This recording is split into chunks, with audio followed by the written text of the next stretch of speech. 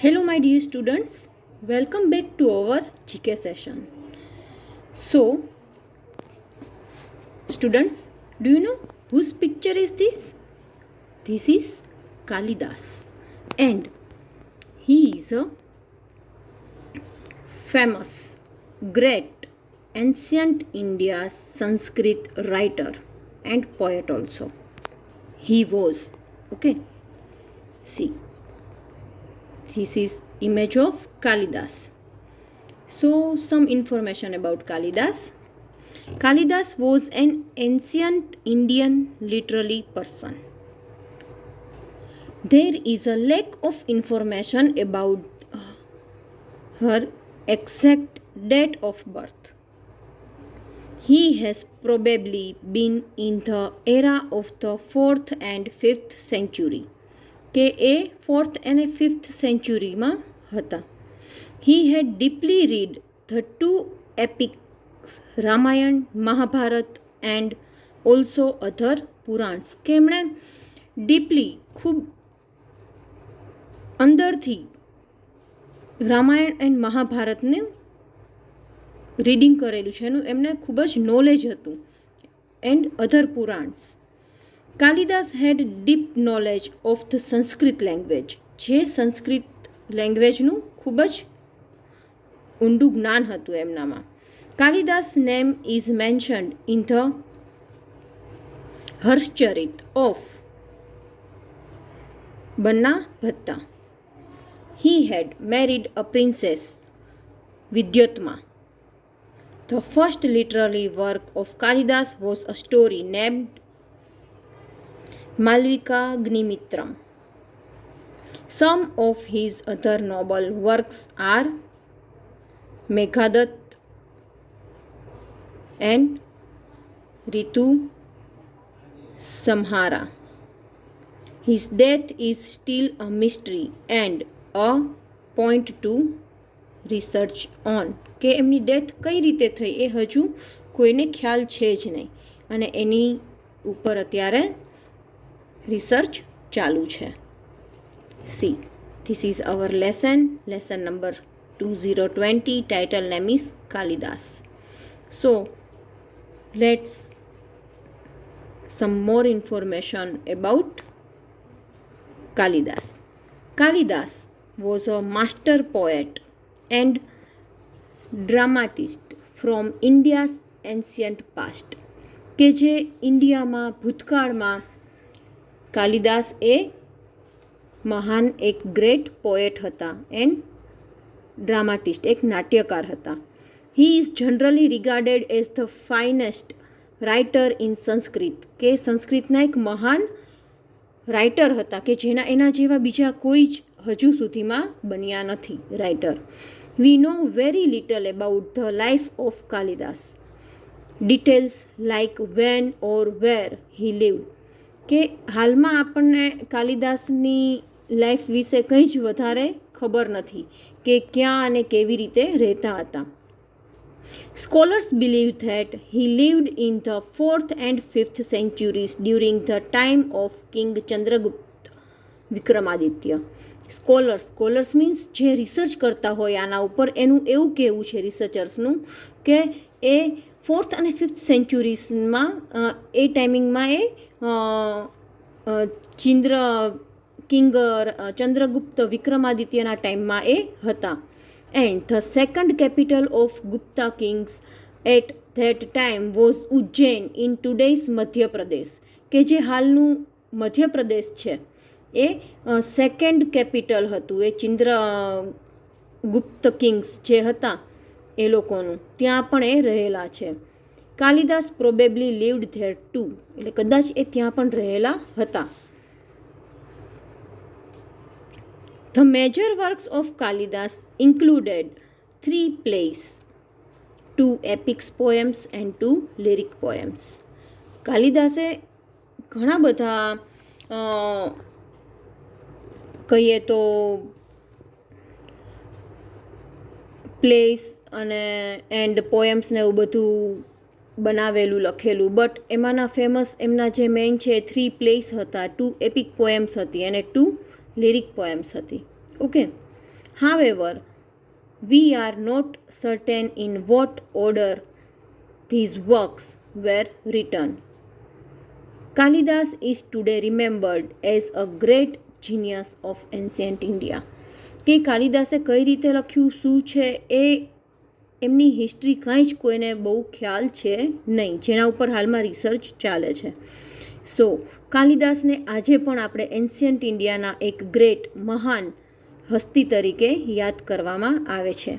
C this is the painting of Shakuntala by Raja Ravi Varma. Means એક કાલિદાસની જ એક પ્લે છે જેનું નેમ શકુંતલા ઉપરથી જ થયેલું છે. આ એનું એક પિક છે. Okay, so answer the following question about Kalidasa writings with the help of the clues below. So here 1 to 5 are some writings about Kalidas main writings. Okay, so details are given and below in the clues the name of books main are given. Okay, so we have to find out. Number 1, a play featuring the historical character Agnimitra. Okay, કે આ એક એવું play છે કે જે અગ્નિમિત્રનું historical character છે એ આમાં બતાવે છે. So its name is D means C, Malavika Agnimitram. So how can you remember it? You have to remind it Malavika and back Agnimitram given. Malavika Agnimitram. Okay, એના નેમમાં જ આવી જાય છે કે Malavika Agnimitram. Like this you have to remember. See the Malavika Agnimitram is a Sanskrit play by Kalidasa. Malavika Agnimitram tells the story of the love of Agnimitra, the Shunga એમ્પેરિયર at Vidisha, for the beautiful handmaiden of his chief queen. Number 2, a play based on the old legend that tells about Pururva and his love for the heavenly beauty Urvashi. So answer is B. B is વિક્રમોર્વશિયમ, કે જેમાં પહેલાંના આ જે play છે એમાં એક king જે કહીએ કે કુમાર કહીએ પુરુરવા એન્ડ એક સ્વર્ગીય અપ્સરા જે કહીએ ઉર્વશી, એની સ્ટોરી છે આમાં. C Vikramorvashiyam is a 5-act Sanskrit play by ancient Indian poet Kalidasa. કે આ 5 પાર્ટમાં ડિવાઈડ થયેલું છે. Okay, by Kalidas in 4th century on the Vedic love story of King Pururvas and Apsara. Okay, named is Urvashi. Number 3, a play portraying the character of Shakuntala, the foster child of sage Kanav. Answer is C. In this play શકુંતલાનું આમાં વાત કરવામાં આવી છે અને એના કોની જોડે? કણવ, કે જે ફોસ્ટર ચાઇલ્ડ મીન્સ જેના માતા પિતા જેને not given born, foster means એ કણવની વાત કરવામાં આવી છે. So answer is C. C means C, Abhijnana Shakuntalam. C again its name Shakuntalam is given backside of Abhignan Shakuntalam and here was Shakuntala. Okay, like this you have to remember. The Sanskrit title means pertaining to the recognition of Shakuntala. So, a literal translation could be of Shakuntala who is recognized. The title is sometimes translated as the token for recognition of Shakuntala or the sign of Shakuntala. કે આમાં શકુંતલાની વાત કરવામાં આવી છે. Number 4. A poem that talks about Kumara, the god of war and the son of Shiva and Parvati. So, in this poem, કોની વાત કરવામાં આવી છે? કુમારા, જેને ગોડ ઓફ વાર કહેવામાં આવે છે. વાર મીન્સ યુદ્ધનો દેવતા, કે જે કોનો સન છે? Lord Shiva and Parvati's. And book poem's name is E. Kumar Sambhavam. So here also Kumar talks about Kumar and name is also Kumar Sambhavam. Okay. See, Kumar Sambhav is an epic poem by Kalidasa. It is widely regarded as the finest work of Kalidasa as well as the greatest Kavya poem in classical Sanskrit.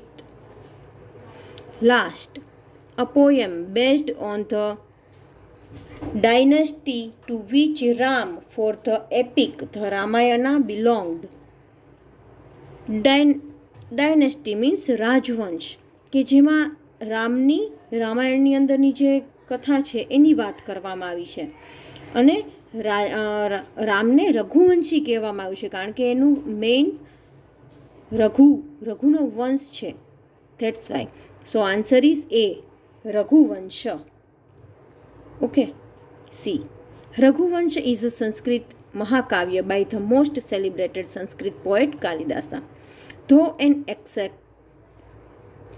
exact date of composition is unknown, કે ક્યારે થયું હતું એમને બનાવ્યું છે એ કોઈને ખ્યાલ નથી. The poet is presumed to have flourished in the 5th century. See, so students, I will going to send you the PDF of this lesson and that you have to mention in your classwork book and also fill in your textbook. Okay. So here we end our lesson. Till then, bye bye.